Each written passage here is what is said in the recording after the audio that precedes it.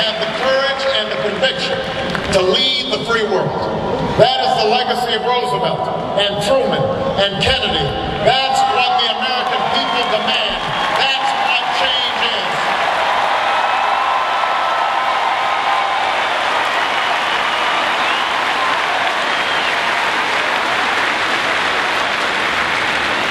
Change is building an economy that rewards not just wealth, but the work and the workers who created it.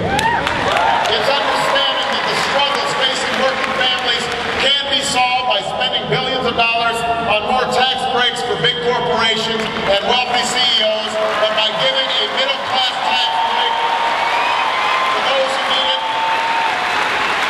and investing in our crumbling infrastructure, and transforming how we use energy, and improving our schools, and renewing our commitment to science and innovation.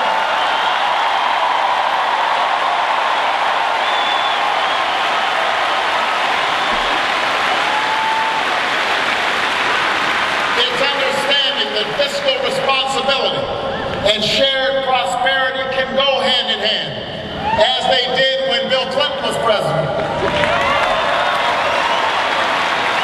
John McCain has spent a lot of time talking about trips to Iraq in the last few weeks.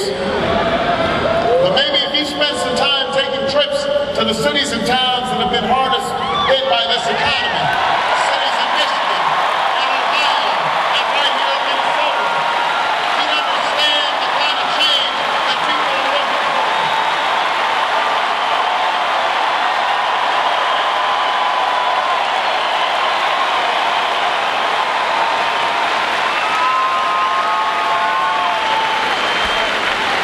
Maybe if you went to Iowa and met the student who works the night shift after a full day of class and still can't pay the medical bills for her sister who's ill, he'd understand she can't afford 4 more years of a health care plan that only takes care of the healthy and the wealthy.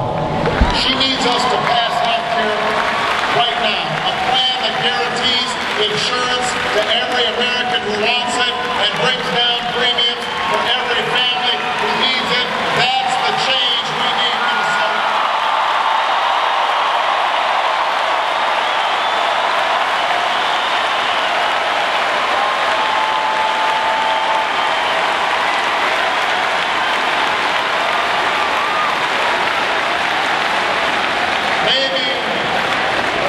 Maybe if John McCain went to Pennsylvania and he met the man who lost his job but can't even afford the gas to drive around and look for a new one, he'd understand we can't afford 4 more years of our addiction to oil from dictators. That man needs us to pass an energy policy that works with automakers to raise fuel standards and makes corporations pay for their pollution and oil companies invest their record profits in a clean energy future.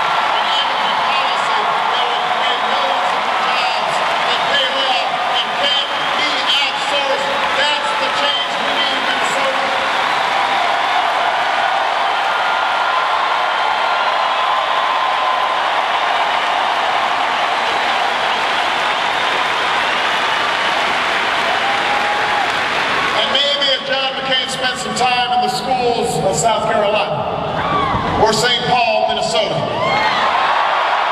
where he spoke tonight in New Orleans, Louisiana. He'd understand that we can't afford to leave the money behind for No Child Left Behind, that we owe it to our children to invest in early childhood education and recruit an army of new teachers and give them better pay and more support, and finally decide that in this global economy, the chance to get a college education should not be equivalent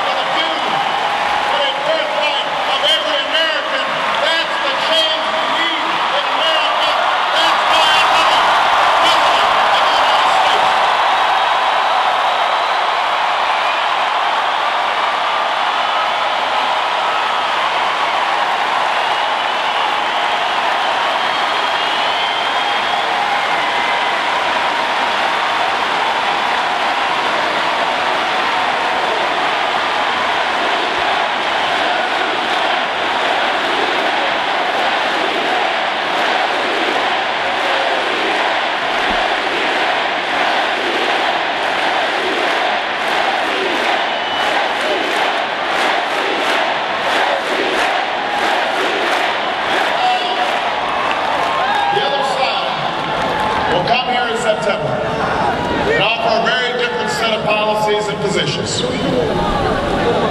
And that is a good thing. That is a debate I look forward to. It is a debate that the American people deserve on the issues that will help determine the future of this country and the future for our children. But what you don't deserve is another election that's governed by fear and innuendo and division.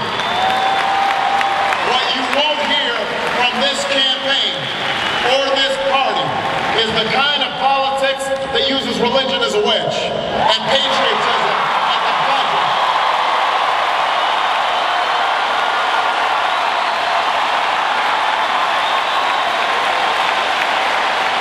What you won't see from this campaign or this party is a politics that sees our opponents not as competitors to challenge, but enemies to polarize. Because we may call ourselves Democrats and Republicans, but we are Americans first. We are always Americans first.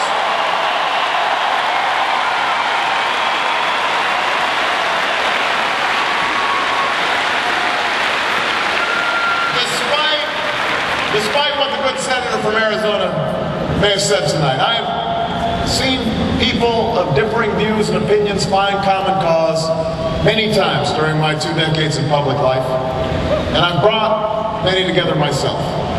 I've walked arm in arm with community leaders on the south side of Chicago and watched tensions fade as black and white and Latino fought together for good jobs and good schools. I've sat across the table from law enforcement officials and civil rights advocates to reform a criminal justice system that sent 13 innocent people to death row.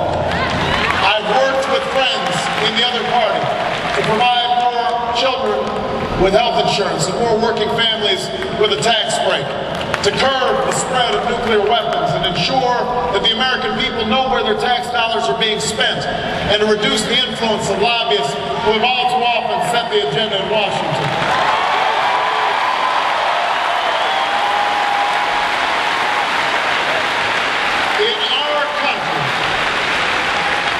In our country, I have found that this cooperation happens not because we agree on everything, but because behind all the false labels and false divisions and categories that define us, beyond all the petty bickering and point scoring in Washington, Americans are a decent, generous, compassionate people, united by common challenges and common hopes. And every so often, there are moments which call on that fundamental goodness to make this country great again. So it was for that band of patriots who declared in a Philadelphia hall the formation of a more perfect union. And for all those who gave on the fields of Gettysburg and Antietam their last full measure of devotion to save that same union. So it was for the greatest generation that conquered fear itself and liberated a continent from tyranny and made this country home to untold opportunity and prosperity. So it was for the workers who stood out on the picket lines, the women who shattered glass ceilings, the children who braved a Selma Bridge for freedom's cause. So it has been for every generation that faced down the greatest challenges and the most improbable odds to leave their children a world that's better and kinder and more just. And so it must be for us.